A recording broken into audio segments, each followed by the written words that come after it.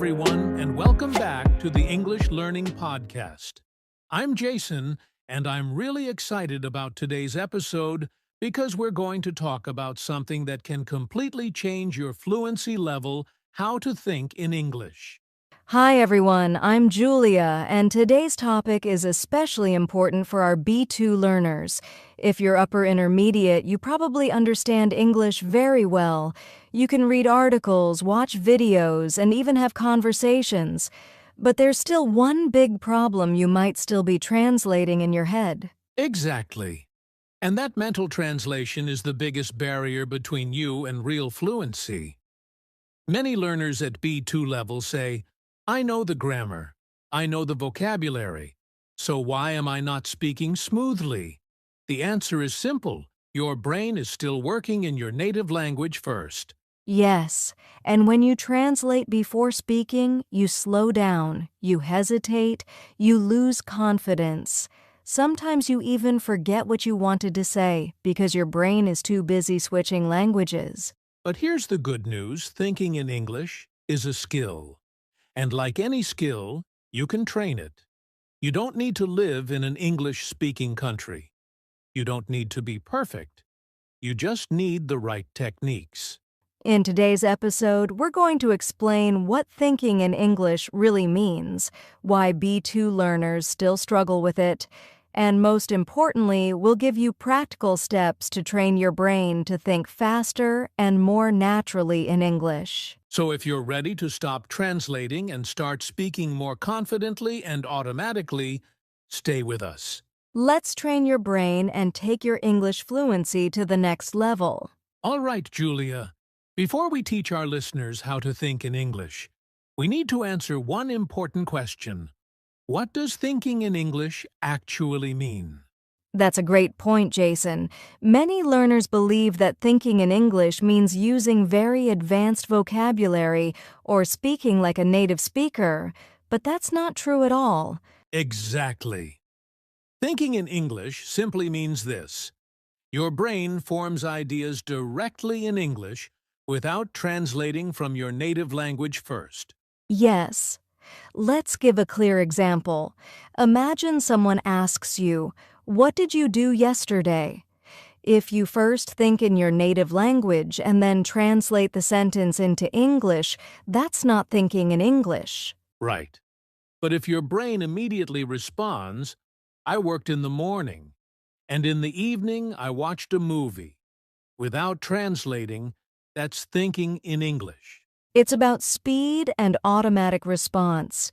At B2 level, you already know enough grammar and vocabulary. The problem is not knowledge, it's processing speed. Exactly. Thinking in English also means your brain starts building sentences automatically.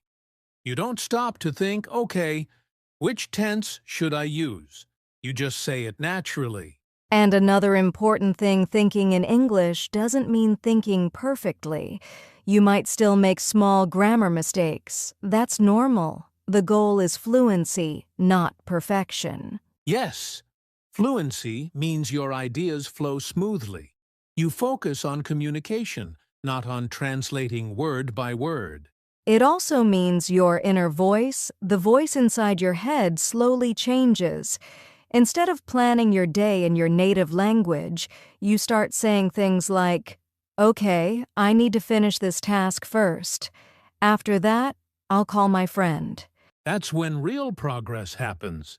When English becomes a natural tool for thinking, not just a subject you study. So remember, thinking in English means three things.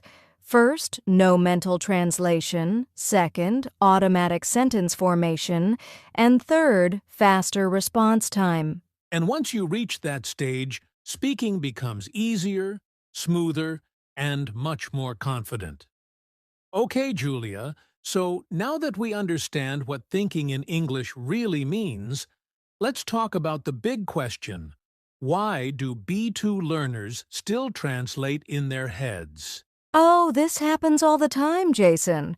Even learners who understand English very well get stuck translating. And the reason isn't usually lack of knowledge, it's habits and mental patterns. Exactly. For example, fear of making mistakes is a huge reason. Many learners think, if I speak without translating, I might say something wrong. So they overthink and translate to be perfect. Yes, and another reason is vocabulary gaps. Sometimes learners know the general meaning of a word but aren't confident using it in sentences, so they pause, translate, or search for a synonym in their native language. Grammar can be another barrier. Even at B2 level, learners often overthink tenses and sentence structure. Instead of forming the idea directly in English, they stop and mentally translate each part to make it correct. And let's not forget over-reliance on textbooks or memorized phrases. Many learners practice writing or reading English more than speaking, so their brain isn't trained to think spontaneously in English, it's trained to translate. Exactly. That's why, even if you can understand everything in a podcast or article, speaking can still feel slow or unnatural. Your brain is busy switching languages instead of forming sentences automatically. So, Jason, how can learners notice this problem in themselves? Good question. One simple way is to pay attention while speaking. If you find yourself pausing a lot, hesitating, or thinking word by word in your native language, that's your brain translating. And don't worry, it's very common at B2 level. The good news is, once you recognize it, you can train your brain to stop translating and start thinking directly in English. Exactly. And that's what we're going to teach next: practical steps to train your brain for real English thinking. All right, Julia, now let's get practical. The first step to thinking in English is something I call daily inner conversations. Yes, and this is one of the most powerful techniques for B2 learners. It trains your brain to speak English automatically, even when no one is around. Exactly. It's simple, but very effective. You basically narrate your day, ask yourself questions, or describe things in English all in your head. For example, when you're making breakfast, you can think, I am boiling water, I'm making eggs, I'll have some toast with butter. Just simple, natural sentences. Or when planning your day, you can ask yourself, what should I do first? Maybe I'll start with my work emails. Then I'll go for a short walk. You're thinking in English instead of your native language. And it doesn't stop there. You can even have mini debates with yourself. For example, you can think, should I go shopping today? Well, I need milk and bread, but it's raining. Maybe I'll go tomorrow. Exactly. And the more you do this, the more your brain starts forming English sentences automatically. You don't pause to translate anymore.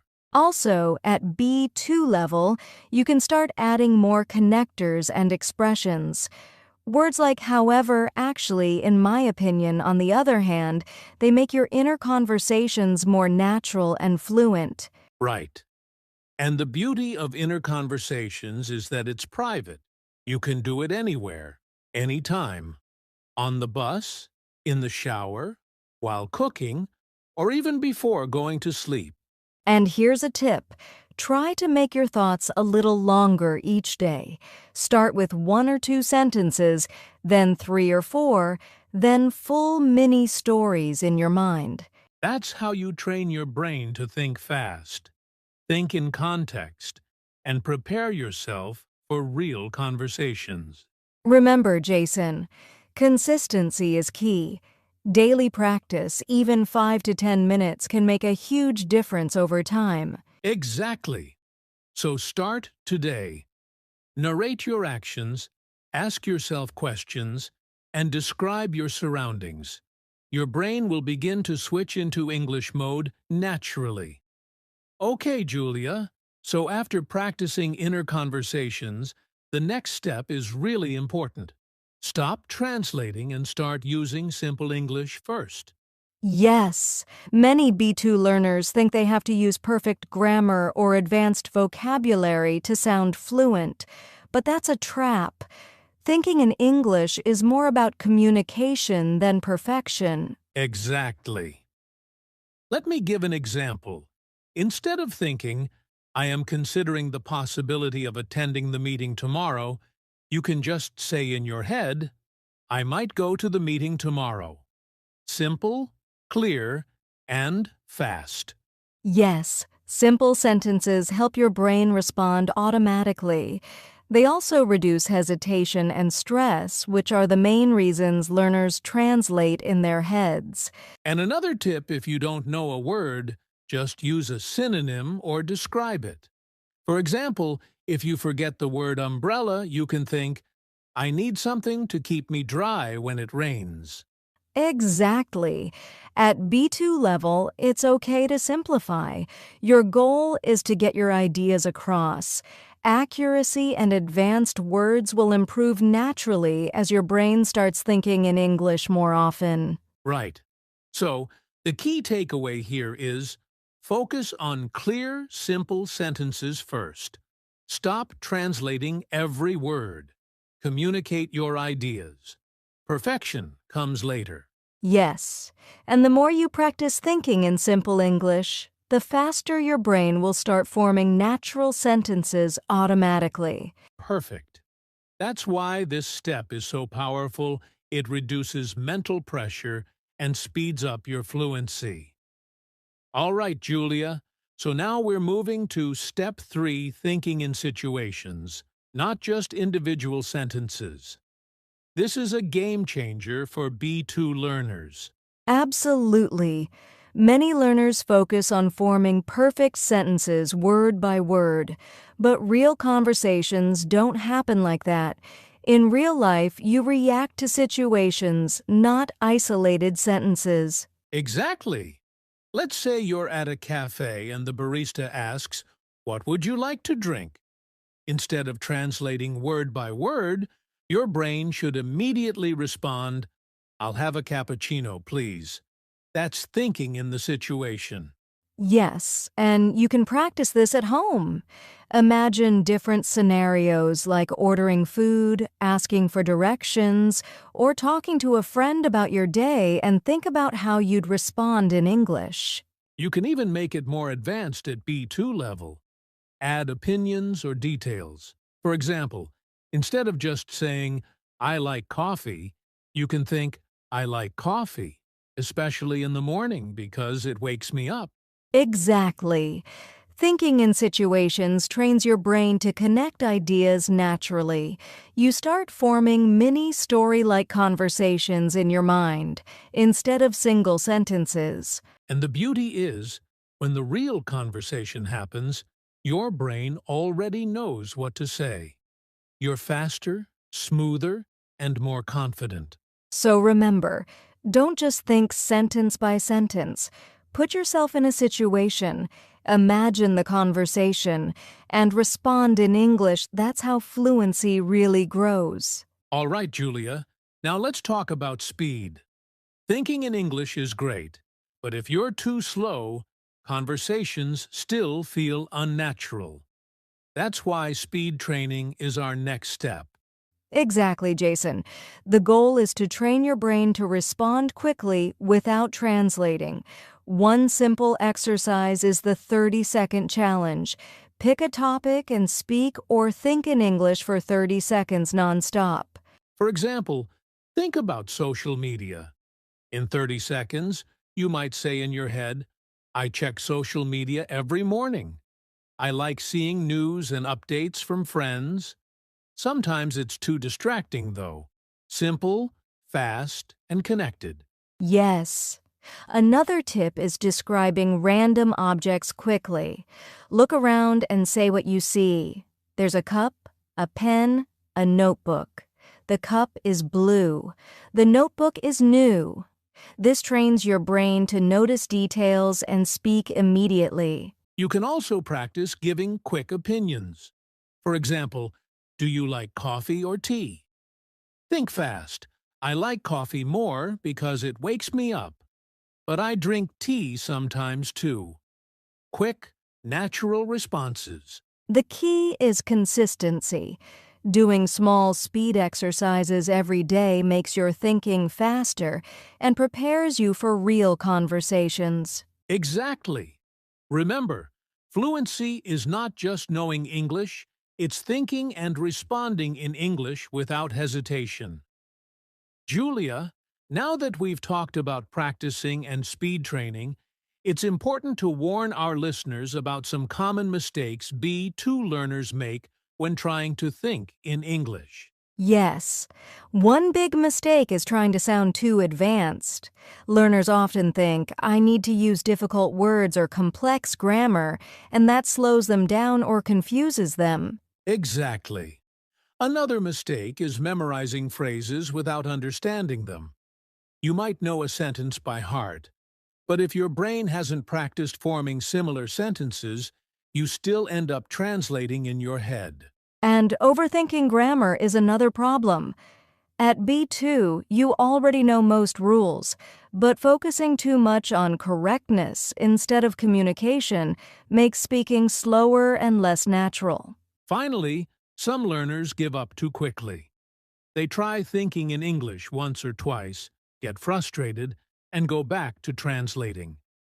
The brain needs repetition to form new habits. So the key is keep it simple, focus on communication first, practice daily, and be patient. Mistakes are normal, they're part of learning. Exactly.